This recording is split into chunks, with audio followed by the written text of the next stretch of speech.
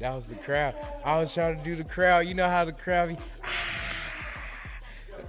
Yeah, remember? You supposed to just keep going. Besa, Cuddy, The intro, child. Cuddy, Besa. Why are we not on the wide? Anywho, child, welcome back to Almost the Weekend because we cutting up over here. I am Besa Gordon. And I'm Curtis Delgado, a.k.a. Cuddy, checking in for Almost the Weekend. Child, we have a nice little show lined up for you guys. We have a few different guests, but of course we also have our weekend warm-up and our weekend picks to end it out. So let's kick it on off with the weekend warm-ups. You already know, we're passing it on over to Cuddy.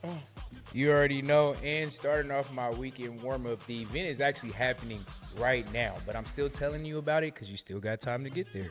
First event is Listen Better, presented by How to Listen. Join the How to Listen team for a night of music, video games, coloring, food, drinks, and good vibes, along with great people and lots of love. This event is free with RSVP, and it has sounds by the legend, Vitamin D, K-Fresh Music, Stas the Boss, and Just Moni.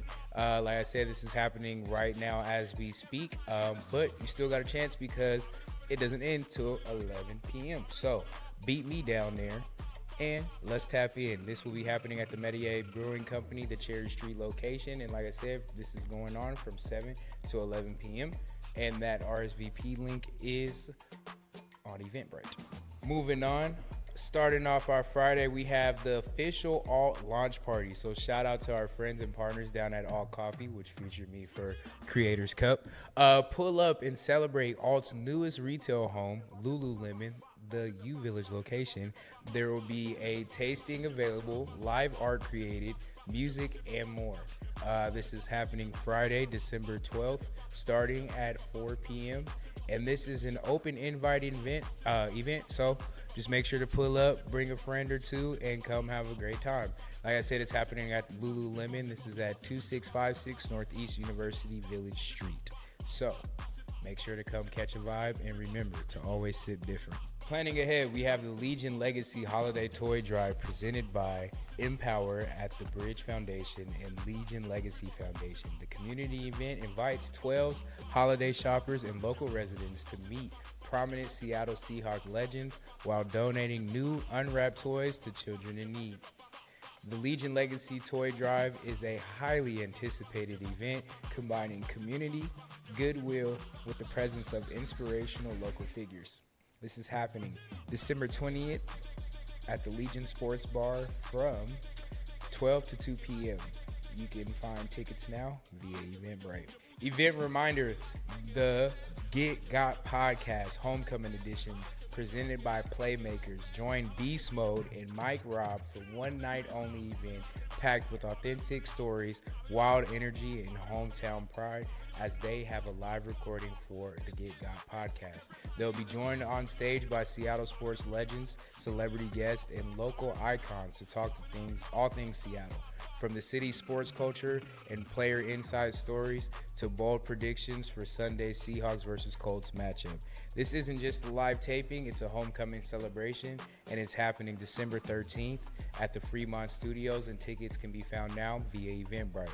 This event will be taking place from 6 to 9:30 p.m. And that's my weekend warm-up. Besa, how you coming? Trying not to be caught looking at my notes, first of all. There's always that. Go, okay, so my first one is actually Artist at the Center presents the Seattle Sound Music Awards. Now, typically the Seattle Sound Music Awards, last time I went, it was over at Columbia City Theater. This one is actually going to be happening at the Armory, and I'm going to tell you why. So, this is part of Artist at the Center. It is a multi-year collaboration between Seattle Office of Arts and Culture and Seattle Center, with the support from Uptown Arts and Culture Coalition and the communities adjacent to the Seattle Center campus. The project is made possible by a 10-year grant from Climate Pledge Arena and the Seattle Kraken, making this particular event that's going down over at the Armory be free. So artists are given a performance opportunity, allowing them to connect with new audiences and display their talents and advance their careers, which of course is really dope, you know, especially for artists that are up and coming, to be able to be like, man, I performed over at the Seattle Center. That's always a schmoody woo. So definitely make sure you guys pull up to that this Saturday and support our amazing artists and the Seattle Sound Music Awards. Next, Winter Beer Fest is back, okay? So you're gonna have dozens of Washington's best craft beers, spice seasonals, barrel-aged beauties. There's, of course, gonna be Santa because, I mean, it is December. How are you gonna do anything without Santa, okay? DJ sets by KEXP's Kevin Sir, and of course, there are going to be a whole lot of festival vibes. You can grab those tickets right now over at tickets.washingtonbrewersguild.org. Next, we have Poetry After Dark. I mean, poetry is always great, but After Dark, come on now. This is produced by the Black Night Market and supported by Tacoma Community Arts Project, okay? So there's going to be a poetic concert. This one is going to feature two highlighted artists. One will be a poet and the other will be a musician. Then there is an open mic session. So basically, if you got some poetry, you got some music, you know, you got some talents that you want to get out there, this is definitely a good time to hop your little self on that stage. Then the doors for this, by the way, this is happening December 27th, so I guess you could say this is a save the date, because, you know, tickets be going fast nowadays, child. Doors open at 7 p.m. The poetic concert starts at 7:30 p.m. and the open mic night starts at 8 p.m. So don't be showing up late. And by the way, the tickets are not refundable because your tickets is actually a donation to the Black Night Market, so that way you can support the different things that they're doing out here. Now, another save the date. December 31st is New Year's Eve Sneaker Ball going down over at Nate Jackson's Super Funny Comedy Club. So, of course, you're going to have music, you're going to have food, you're going to have drinks. But there is also going to be some vibe bingo up in there. And the whole point is for you to come out in your New Year's Eve vest and wear your favorite sneakers. Now, for this one, you can grab those tickets over at Eventbrite. Is that my last event? Mew, mew, mew. Mew, mew, mew. Yes, it is. This is all, when you be doing that, I be mew, mew. That is my last event. And so coming up next, Cuddy with Artist Corner. That it is, and it's a double header. So, hey, stay glued to your seats because you're not going to want to miss this one. Absolutely. Of course, you're watching Almost the Weekend.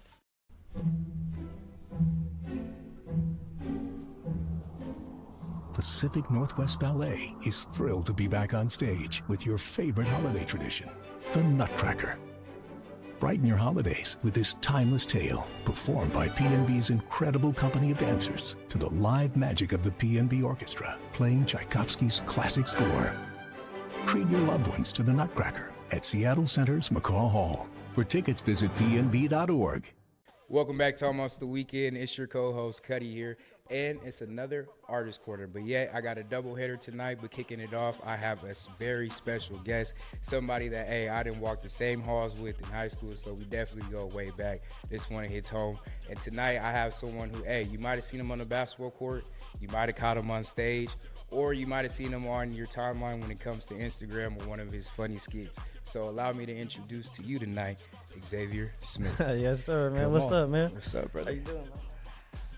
Sir. So we getting it right this time. Yep, but yeah, yep. Just tapping in, bro. How you feeling tonight? Man, I'm feeling great, man. I'm happy to be here. This is awesome what you guys got going on here, so I'm happy to be here. Come on, Yeah. man, because you tapped in and seen what was going on, Yep. but I've always been a supporter of what you Absolutely. got going on. So Yep. to be able to make it full circle and now we're be able to share a platform. Nah, this is awesome, man. it's This dope, is awesome, bro, man. for sure. So just starting it off, bro, allow the people, you know, to get to know a little bit about you and whatnot. I mentioned basketball. I know that's kind of how you started and everything Yeah, like yeah. that. So just, you know, let them know. Yeah, Where you man.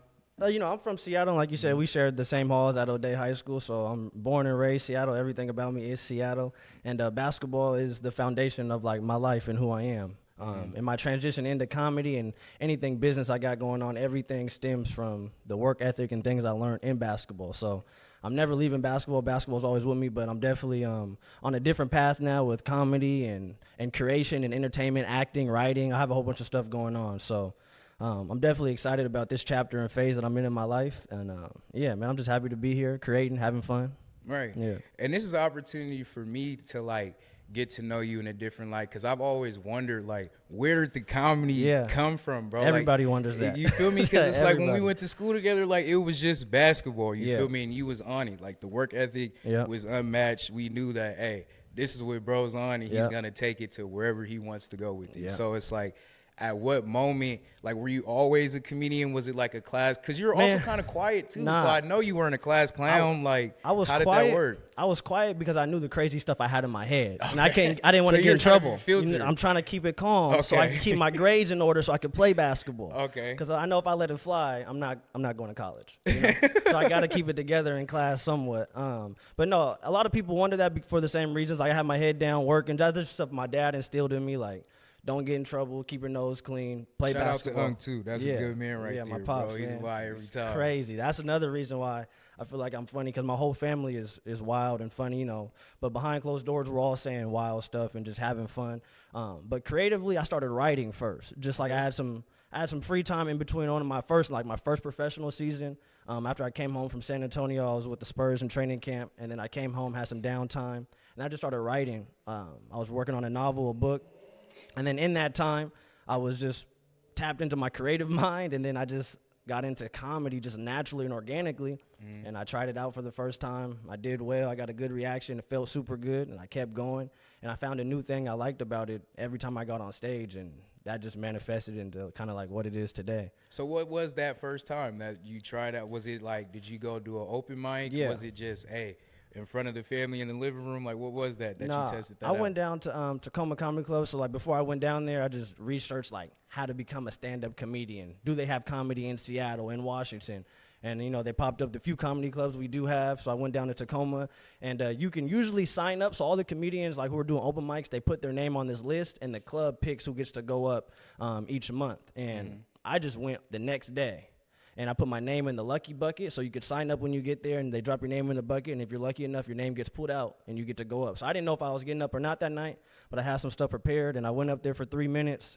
And, man, I did my thing. I like to think I was funny. I got it on film. My uncles, my dad, they didn't believe me when I told them. And then I came back. I showed them the video. They was looking at me like I was a different person. Oh, so you went off the humbug. You just was like, I'm going to go do this. I don't got to tell nobody. I'm just going to do it for me. I told maybe like 3 people, like Herman and a couple of my older cousins. I ran my jokes by them to see if they would just naturally laugh first before I went up there and did it, so I didn't embarrass myself. Right. And, yeah, man, I went up there. It went well. Everybody at the club encouraged me to come back.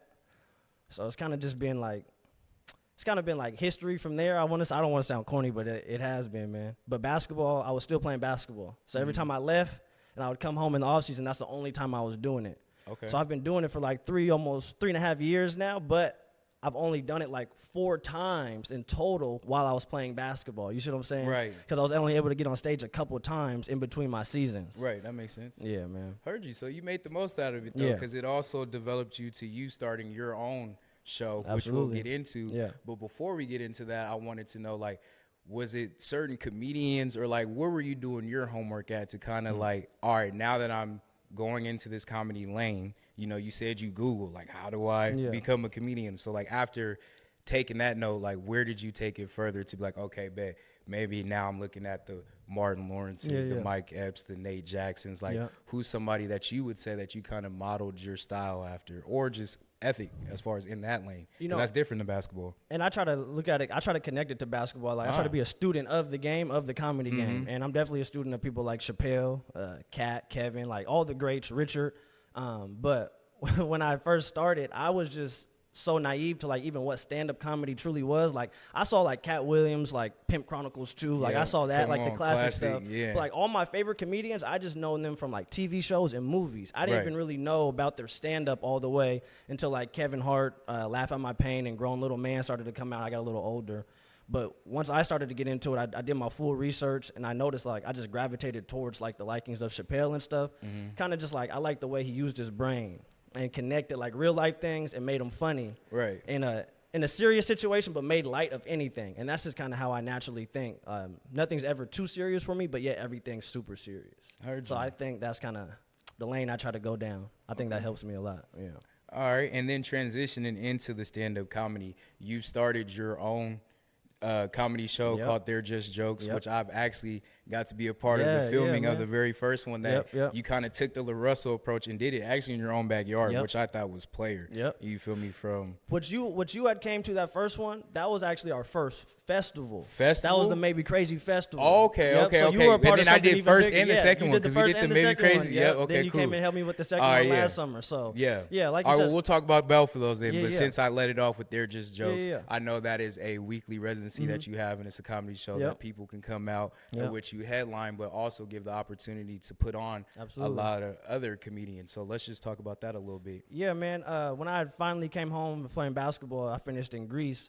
Man, this is maybe like a year ago, and I just decided to start my own show because after studying the game, I seen that everybody had their own room, like Nate Jackson, Chappelle, like Kev, like everybody started with their own room at some point. So I was like, I have to do my part and like pay my dues in the game. You know, I can't just expect to go from my dad's living room to Climate Pledge Arena. Like I have to do the in-between work. And so I started my own show, and I knew the best way to connect and build with people were to invite people to the show. So I tried to get other comedians that I've met to come to my show, and then it kind of like snowballed effect into that and became big, and I built a big network in the comedy community. People started coming. And then we hit a point where we were like maxing out the space we were at. We wanted more, we wanted bigger. So then we kind of pivoted, went to a new location. And then that's when the show went from just They're Just Jokes to They're Just Jokes in real life, IRL. And with this, you know, Chappelle being my inspiration, I kind of really wanted to add a sketch element, SNL and Living Color, like these type of things. And the characters you be doing are super funny, bro. It's wild. All this stuff is in my head during math class all day. I'm letting you know. That's okay, why I heard talk. you. So we started that sketch plus stand-up. We have live music. Douglas came and performed. You know, we sit down and talk to people, late night TV, television vibes. So I just try to mix all the elements now, like with an elevated production. You know, we've built up a lot of our own cameras, equipment, lights, everything. Like we're really trying to just do the stuff from the ground up. And now we're at a point where we just wrapped season 1 last week. So now you guys can go watch the whole season. We have 6 episodes that are online on my YouTube channel. And all the episodes are on there. We're going to film season 2 this summer. Get back to it. But, man, it's been super fun just creating and reaching new limits, you know? Right. And it's been fun to watch, bro, because, like, I literally seen it when you had no lights to one light. I appreciate to Herman you, man. building a stage with his bare hands, you feel me, working. And we give Herman a hard time. We do. But Herman, hey, that's the one you need on your team, bro. Yeah, He's absolutely. definitely the rock of the group. So, and I want to say thank you to you because you were at the first festival we did in my backyard. We had no idea what we were doing, and you had all the experience. And I'm like, nah, fam, you need this right here. What's that? Listen, let me just do it. And you did it for me, bro. You pulled up. So definitely much love to you for coming and showing us the game initially right off the bat. Yeah, absolutely. Because it's like when I see somebody already taking initiative, it's a no-brainer for me. So it's like no different than like how it's going to play out for you with your shows and whatnot. Because the fact that you took the initiative to see that the comedies before you, this is how the lane that they took. And you also see where it has taken them. So if you take the same path but doing it in the right way and in a positive note like what you're doing, it's gonna pay off. So like coming there and seeing the shows for myself, it's like no matter, I don't care if it's full or 5 people, I already know what the end result is because the fact that you're doing it and you're doing it early. Like you didn't wait until now you're 10 years into comedy to now want to start your own thing. You're doing it as you're in your novice and development years. I want to bump my head and fail as much as I can now, you know, because that's what helped me the most in basketball. Like, because I didn't start off good in basketball, and I think that is what propelled me to become a professional is because I started off bad. If I would have started off good, I would have got every Power 5 conference school, and then I would have tricked it off when I got to college because I was so ahead of myself. So I'm happy taking the slower route. I'm okay with that approach. Absolutely.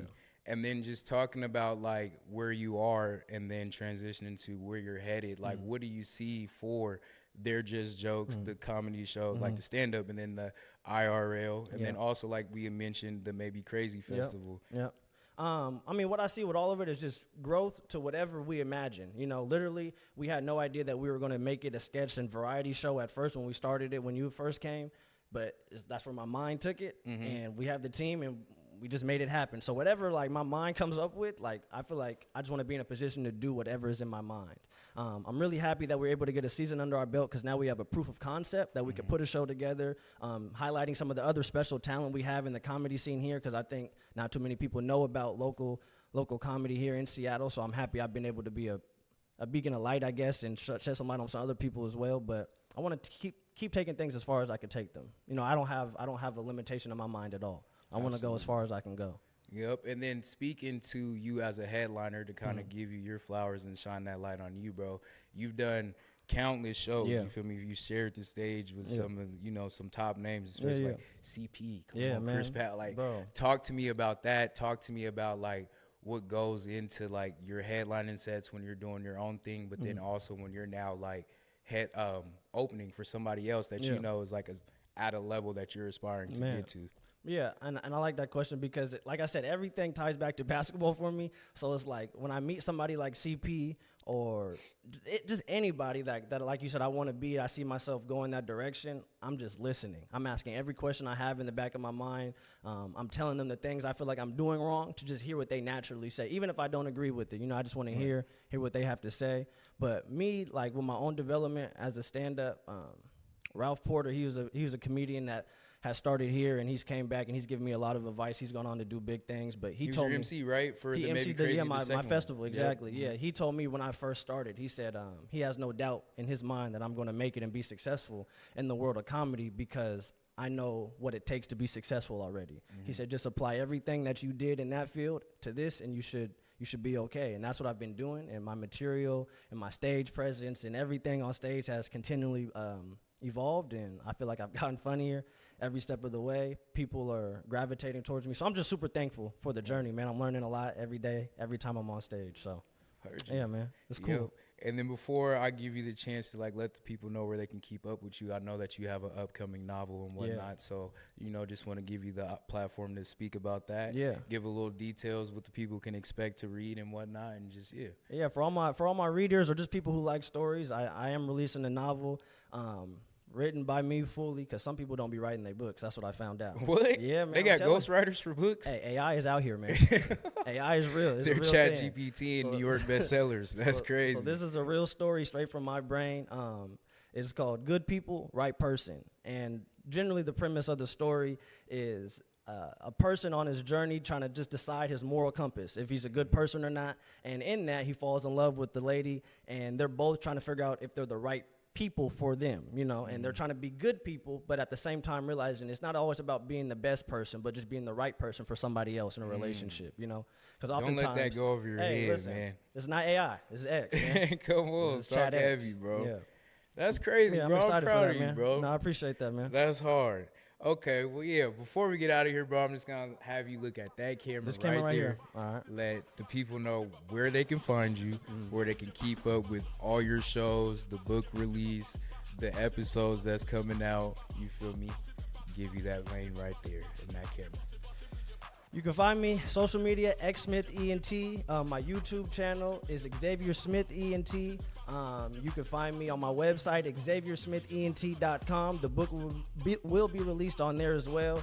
Follow me for all updates. Contact me. I'm not going to give you my phone number, but you can email me for inquiries at XavierMSmith11@gmail.com. But yeah, I'm down to work and reach anybody I can. If you appreciate comedy, creation, writing, acting, film, comedy, like I'm the person to follow, and I'm trying to pave a way and connect with as many people as I can. So thank you, man. Come on, bro. My guy. Yes, sir. Well, as you can see and as you just heard from him, bro, my man X is doing big things. So you definitely want to make sure that you follow his journey, keep up with him, and support him. And not only just him, the lane of comedy. Because as you know, Seattle, we need to build it up and support our people. So we're going to go to commercial break. And when we come back, like I said, it's a double header for the Artist Corner. So we have a very special guest. And stay tuned. You're watching Almost the Weekend. Thank you, man.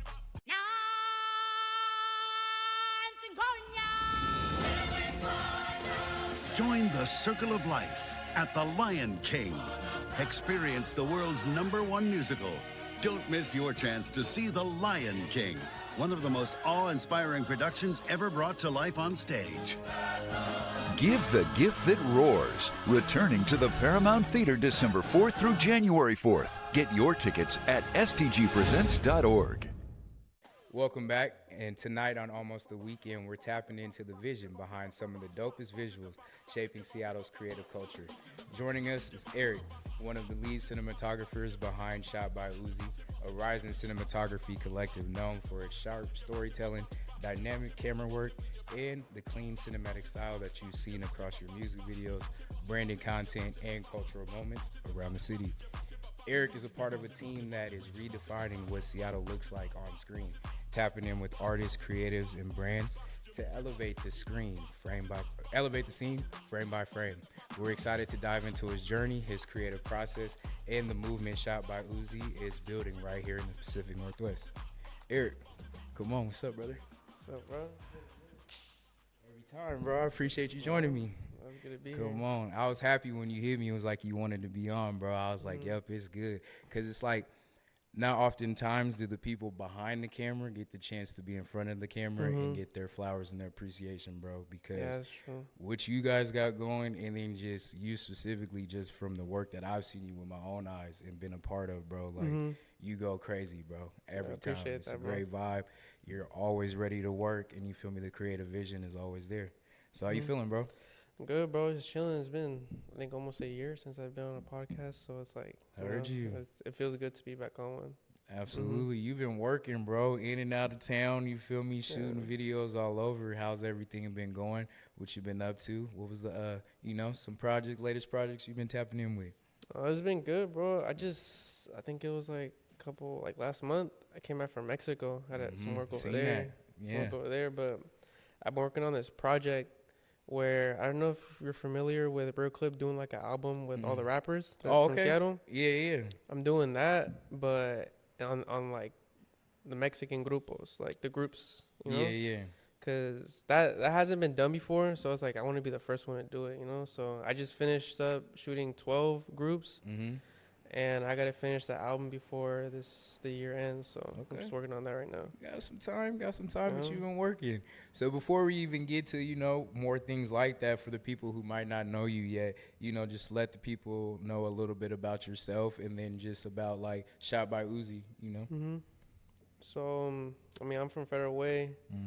I've been living there for since I was born, kind of started this 3 years ago. And I started I didn't even buy my own camera. I was borrowing my cousin's camera doing this. Oh, I heard you. Yeah, so it's like, shout out to Cuz. Yeah, so I did my first show. My first show was actually the AZ Track one. Okay. With Mike Jack and Maka and all of them that popped out there. Heard you. I took photos for them. And, I posted them, and then they ended up reposting it everywhere. So I was like, fuck it, I'm going to just continue doing this. And then from there, it's just, the rest. So then how did Shot by Uzi become a thing? Like, where did that name come from, or were you just always that from the jump? So how that name, kind of just thought of it, and I kind of just stuck with it, And then it was just me. And I had met Villegas at a Bravo the Bag Chaser concert, and we've just been cool ever since. It's kind of like it was meant to be, because that day my friends were leaving, but I was like, nah, like I'm gonna stay, And then I was in like the corner of the stage, and then V saw me, and then he told me to come up on stage to shoot for Bravo, and I was like, fuck it, And then from then we just been cool. Heard you. So how would you say together you guys like approach your style, or like, that separation factor when it comes to the work that you guys put out? Because like we said, there's Real Crips, there's other people who, we're all cool with and still in the game and whatnot. But what would you say went into you guys' style, and just like, this is what's going to make us different? I feel like we just have our own style. Like we don't bite off of people, Like we just stick to what we think looks best, what we think, like, for example, like for V for pictures, he has his own style. That's what separates him from everybody else. Me, I have my own shooting style. That's what separates me from everybody else. Everybody in the group has their own style, and we try to encourage, just do what you like to do and do what you think looks good, because at the end of the day, it's your work. It's not anybody else's work. This is going to mess the city's head up, too, because you guys kind of took, like, that Travis Porter-like approach. Because it's like, when you first think about it or hear Shot by Uzi, you think it's one person. But it's like not knowing that behind it, you got someone who's tough with the videos, somebody who's tough with the cameras, the editing and so forth. So, like, speaking of the city and just the energy and culture that is filled with, how would you say that influences, your style, or how when you go out there and shoot?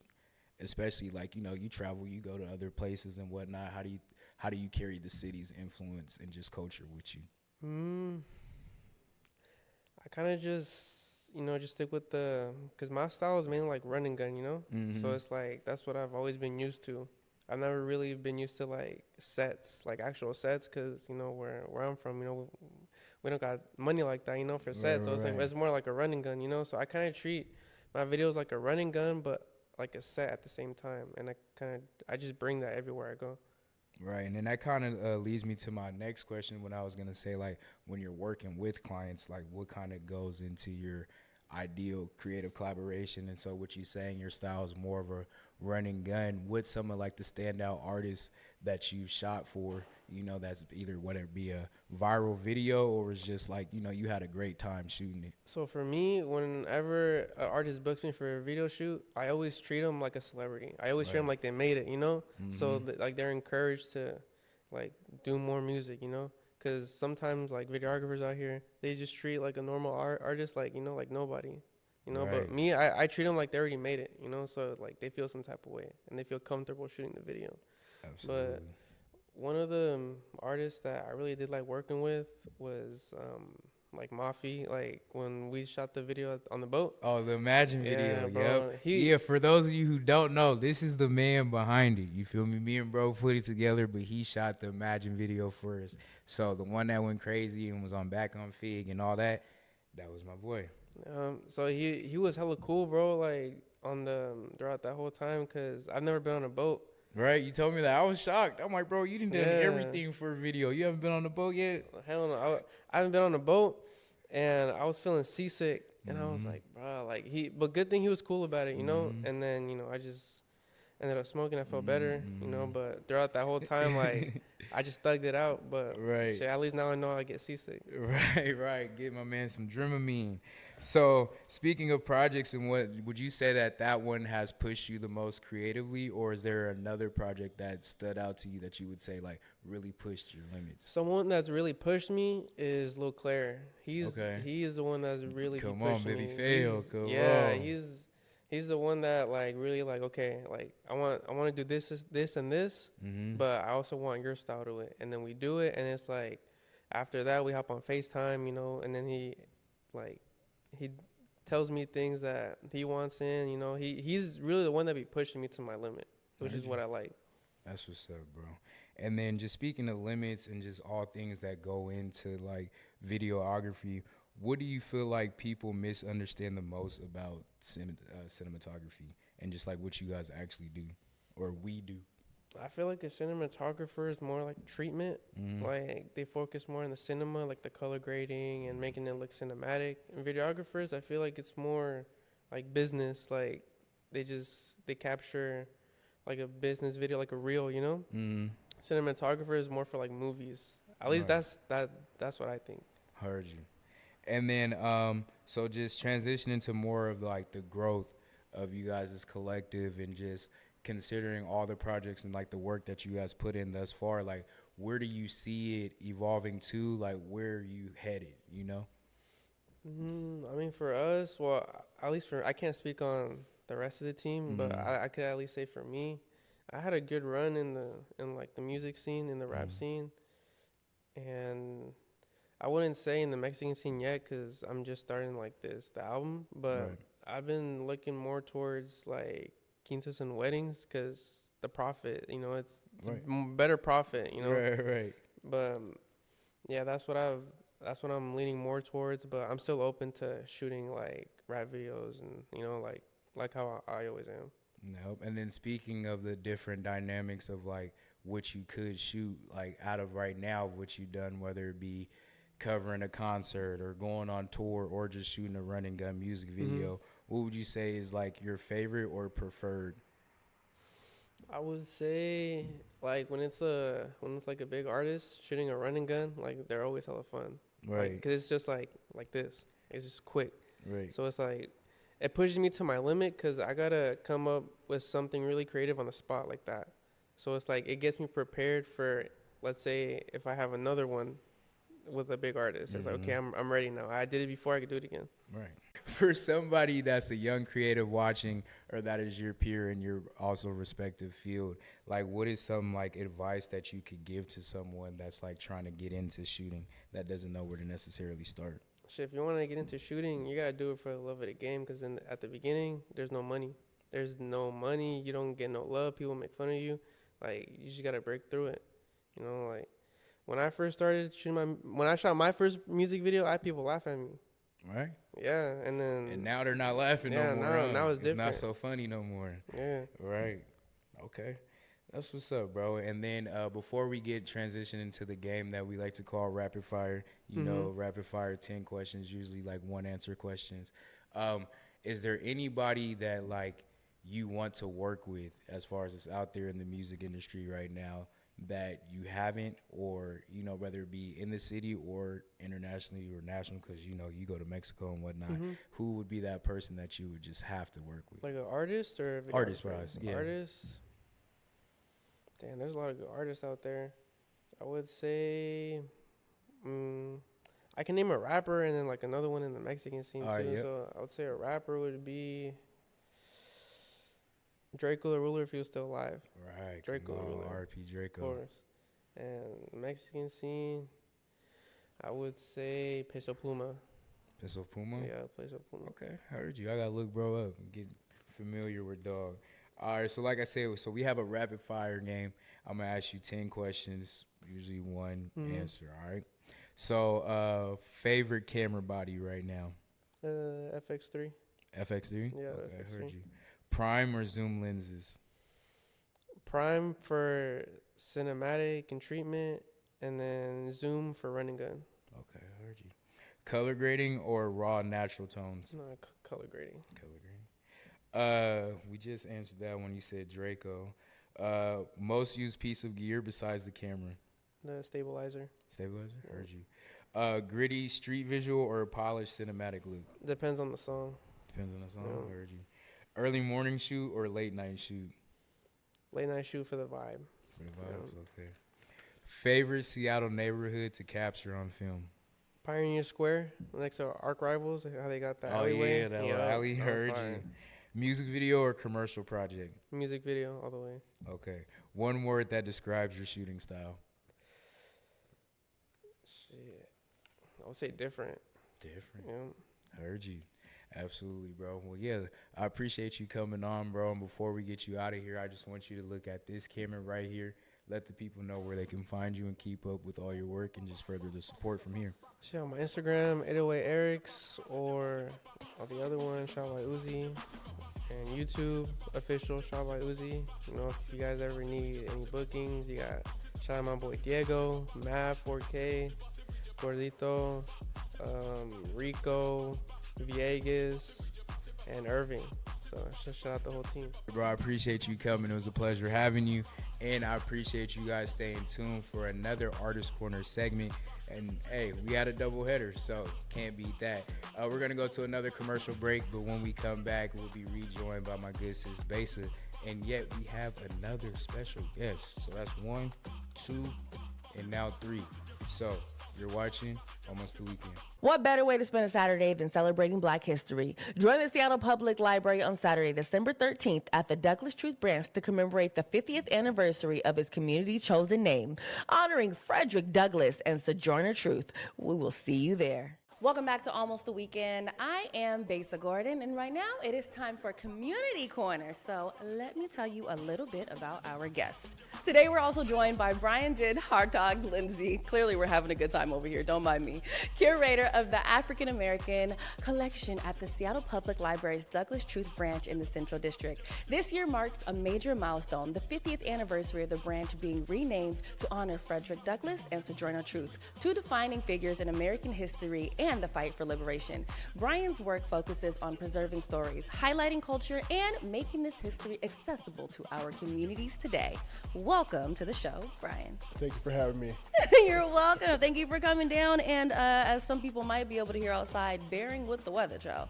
Oh, yeah, it's coming down out there. No, it's a moment, and it's supposed to be like this for about 3 days. So, you know, while I have you here, I think that what you guys are doing is it's such a big deal for our community. As someone that's from the Central District, I used to always walk to Douglas Truth after leaving middle school. I went to Meany Middle School for like 1 year, I think it was like 6th grade. And then me and my friends, we would take the bus, and then we would get off, we would go to Red Apple, get chicken, and then we would go kick it over at Douglas Truth after we got chased by the birds. If you know, you know.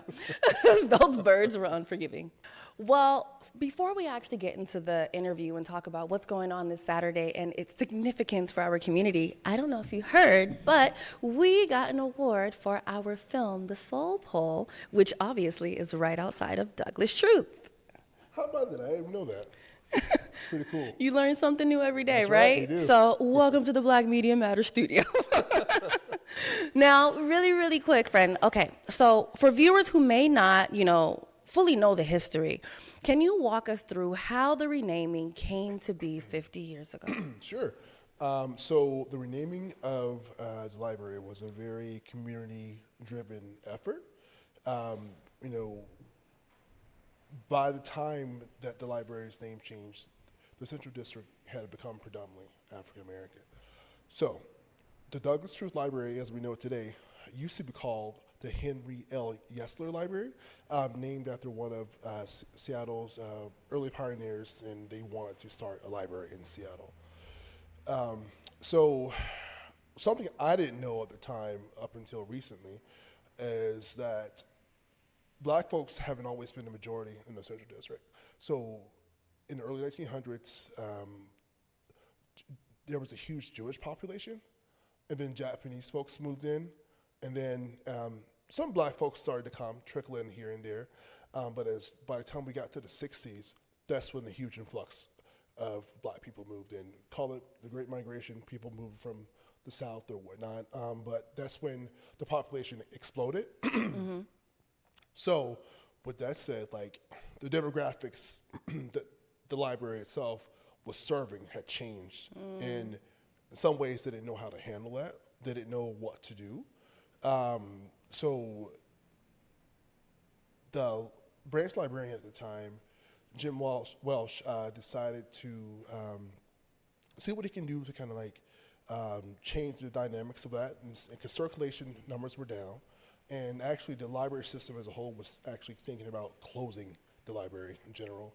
But members of the Alpha Kappa Alpha, Upsilon Omega sorority, including Dr. Millie Russell and Roberta Bird Barr, was like, nope, we're not going to do it. You're not going to take away this pivotal place of our community. Yeah.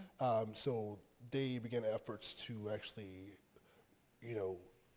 send in small donations from them, as well as other Black groups in the area, to help start what was called at the time the Negro Collection at the Seattle Public Library.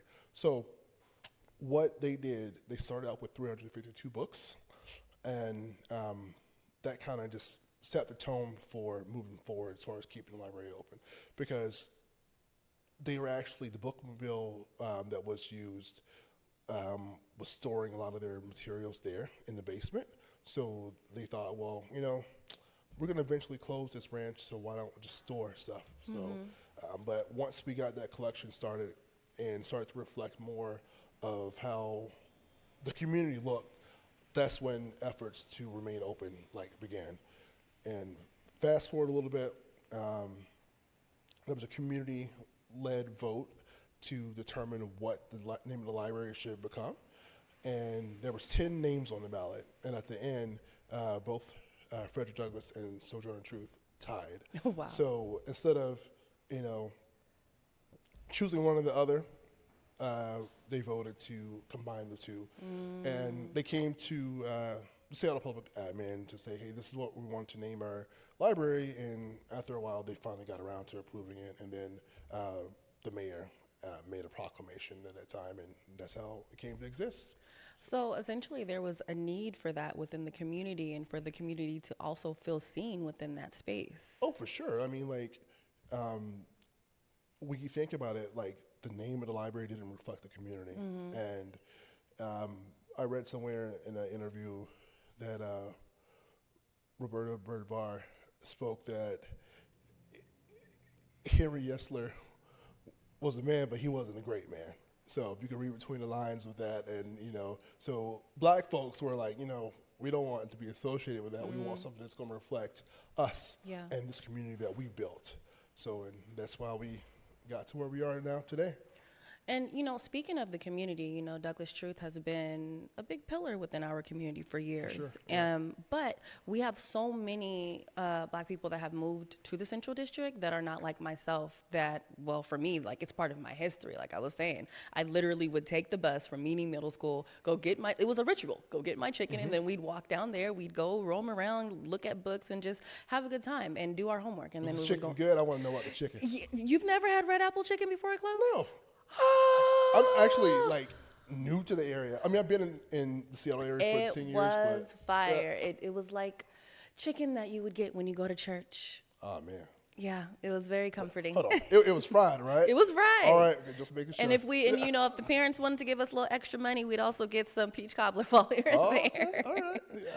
But for those that have just recently moved here, tell them, like, what does this library still means to the black community? So we all know that there's been a lot of gentrification in the Central District, over the past few decades. And the feeling that I'm getting amongst the community is that black folks are trying to take it back and reclaim it. And I think that the Douglas Truth Library is a pillar of the community. I feel like it's the one place where everyone, regardless of their background, it's a place where we call home. And I think this celebration that we're having is significant as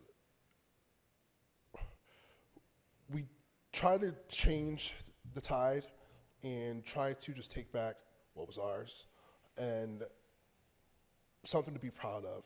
And I think that a lot of people, for one, a lot of folks don't know about the African American collection to begin with.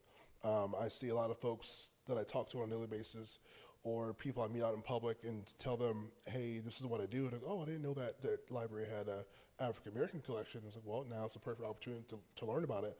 And so it's essentially we're trying to re-engage the community with this collection and have it do what it was meant to do. And that's bring people in, whether you're looking for, things to do research on, or you just want to learn more about historical figures. And I would say we have a huge youth population that comes in after school. Like between the hours of 3 and 6, like we're overran by teens. I believe kids it. coming from Garfield, Washington, all them. So I think that we want to necessarily not go back to the past, but I would say like reinvent the past. And we want it to once become again that thriving community where like everyone just wants to be like the third place. Like you have home, work, or school, but we want to be the third place. Now, speaking of the African American collection, what's like some of your favorite parts of it that are included? Well, we have different like historical like books and things about different artists, and we have reference books. But my favorite part of the collection is some of the cool like artifacts that we have. Just going through some of the drawers and learning the collection myself, I come across like Ebony magazine that featured like MLK, like original, like, oh, wow. You know what I mean? Like there was some paintings that I saw about some local artists. Like, man, this stuff is so significant, and I just, people don't even know it's here. Yeah. And me, like I had a little bit of money left in the budget to order some things, and about a month ago, I was just doing some research, and I came across this book, this anthology that contained original slave songs that was written back in 1867. Stop. So I asked my boss, I said, hey, this book costs $2,500. Would you mind if I get it? And he was like, sure, why not? So I got it, and it's the first edition. And when it came, I opened the box. I was like, I didn't want to touch it. Yeah. You know what I mean? So it makes you want to put the white gloves on. Yeah, exactly, yeah. So, and then we also have a lot of things down at the Central Library too, in the Seattle room, where folks can actually go and check out some things too. So I want to see this book. I'm not going to hold you. Yeah, I want to see this book in by and see person. it, yeah. Okay, so I'm not really sure if we can technically touch the book, but how do we interact with the collection? Yeah, just stop by the library. Just That's all stop you have to do. And we are downstairs on the lower level Okay. at the Douglas Truth Library. And then I'm curious to know, being that this is a collection that, as you said, a lot of people didn't know about, you're grabbing all of these different artifacts that you were like, wow, I didn't even know I could get this. What do you want for people to walk away with? I want them to walk away knowing that they have something that's theirs. It's, to me, I view it as something that belongs to everyone and not just the library, you know? I want them to be able to come in and, like, the kids especially, right? Like, I may be going off on a tangent here, but, like, I feel like a lot of our youth aren't that versed as far as when it comes to African-American history. Like, I remember, like, growing up, I'm from the South originally, so I remember growing up and learning all types of things from my grandma, my granddad, and my parents, my aunts and uncles, and I feel like we've gotten away from that, and I think that it's pivotal that we teach our youth our history so they won't forget who they are, and I think that's why our library, specifically, I'm biased, of course. And there's nothing wrong with being a little biased. And that's why we're so important for this community, so that we won't be forgotten. Yeah. So I think that I want to be able to get to a point where I'm engaging the collection, not only with adults, but youth more than anything, So then let me ask you this. This Saturday, if I'm not mistaken, the 13th, Yep. we are celebrating 50 years. That's right. What are we going to walk into this Saturday? What are the vibes? We're going to be jamming. I know that's right. It's going to be throwing down. We're being catered by Ezell's, so we got some chicken going on. So, you know, the jazz quartet, one of them from Garfield High, is going to come by and play. We're going to have activities for kids to do, and we're going to have some prominent members, you know, some AKA folks stop by. And there was a librarian that worked for us way before my time, but she was the first black librarian to work in the system and at Douglas Truth, and then later on she became the branch librarian. Her name is Audrey Wright, and she also led the way as far as like getting to where we are today. I spoke with her over the phone Sunday night. We were playing phone tag, and we finally got a hold of each other. She hasn't been to the library in 50 years, and she's planning on coming this Saturday. Wow. God willing, so that, you know, she can see all the changes and the fruits of her labor. So, and I'm hoping that she'd be able to make it. The lady will be 80 years old soon, so yeah. That's going to be a beautiful moment when she walks in there. Yeah. Because just even from when I was younger, it's changed a lot. Like, it's changed in the greatest way possible, but it's changed a lot. So I can only imagine how much that the library has changed for her over these last 50 years. Yeah. So, okay, before we get ready to get out of here, hooded, the camera right there with the hood that I had you make contact with earlier.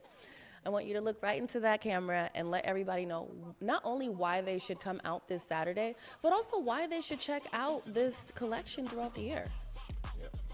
Show up, show out. Come join us this Saturday, and we'll be, you know, doing everything from 12 p.m. to 5 p.m. Bring the whole family. Bring your mama, grandma, sister, brother, uncle, all of them. And the collection, it's here for you. We want you to use it. It's your collection. It represents us, all our history. So, you know, whether you do some research or if you just want to learn more about African American history, the African American collection is here for you. And hey, just come stop by and say hi. And if you need anything, any guidance, you want to see something cool, or you just want to chat, I'm there. So. I love that. And then also, it's kind of like you said earlier, you know, our youth, it almost seems like they don't know a lot about the African-American history, like when I was even growing up. And some of it's also been stripped out of the schools. So having these kind of collections are so important for them to not only have access to, but know that they're there so that way they can learn their history and not have lies being told to them over the years, or simply having things omitted. So make sure you bring your kids this weekend. Bring them kids. With that being said, Brian, I want to thank you so much for coming. I want to thank you for curating this collection. It's something that we definitely need here, and it needs to continue and just also continue to grow. You know, it's one of those things where you start, but then as you continue to dig, you find more artifacts, you find more books, you find more history, and then that's what continues to feed the next generation. Yep, that's right. So with that being said, you guys, look, we are going to go to another commercial break, but when we come back, you already know I'm going to be joined with my bro Cuddy for our weekend picks. Of course, you're watching Almost the Weekend. What's up, Seattle? It's your boy Cuddy here, tapping in just to let you know that no matter where the place to be, King County Metro will get you to where you need. It could be a ride to the airport, whether you're taking off or touching down, King County Metro, or a game. So save yourself time with traffic and get into places like Westlake Center, Pike Place Market, or even the waterfront. Rather by light rail or bus, choose King County Metro. It's the only way to go.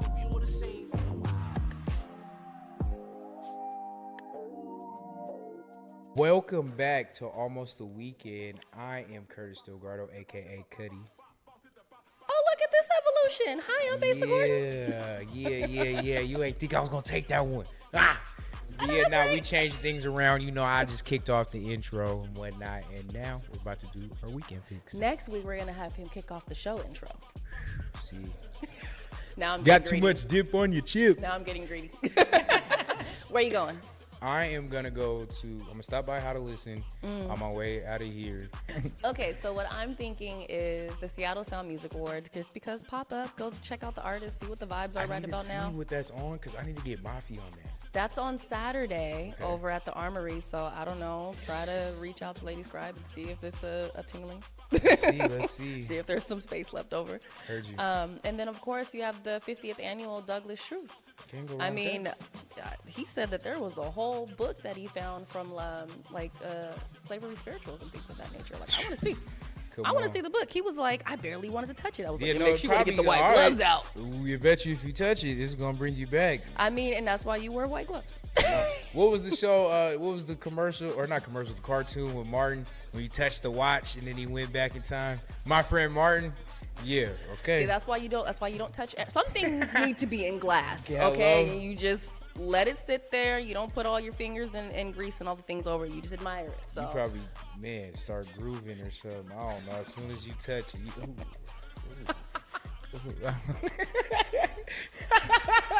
No, let me stop playing. I don't know, man. Come on, man. See, that's crazy. See. I mean, anywho. So yeah, those are my weekend picks. I definitely I want to try to hit both of those. If not, at least hit the performances that are going to happen over at Seattle Center. Just because I just feel like that's going to be a vibe, and to support local artists, because the beauty of the Douglas Truth one is that even if I can't make it this Saturday, the collection isn't going anywhere, so I can still pull up at some point. Yep, and create your own little vibe around it. Also, before we get out of here, though, shout out to my boy DJ's PJ's Baggy Always. Remember that hat I told you? Oh, is that where that's from? Hello. That's the I-5 hat. Woo. My boy smoked it down. That's nice. For a real one. So, brother, shout out to you. Shout out to official Vontae Clothing. Tap in with Dog. He got the hats going crazy. You see, I got the I-5 mob on there. Stop playing. It's up. I know that's right. Well, shoot, you guys. Look, we're about to get up out of here, but really, really quick. I don't know if you hear the rain, but definitely get yourself on the metro or light rail, so that way you're not stuck in all this traffic, because, they get carpool no matter where they're going. Come on.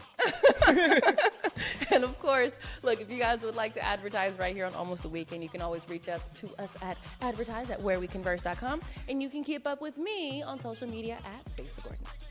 And you can keep up with me on social media at Cuddy the Sensei. That's CUDDYTHA Sensei. And also keep up with our page at Almost the Weekend PNW. You can also follow our channel, Converge Media Network, of course, because that's where our stuff is. So make sure that you continue to like, comment, share, and subscribe. If you want your events to be featured on our website or just mentioned here on the show, you can submit that information to events@whereweconverge.com. I think think that's it. I think that's it. Heard you. Alrighty. Well, shoot, you guys. Until next time, stay dry out there. And guess what? It's almost the weekend. Yes, sir. Peace. Are you ready for this?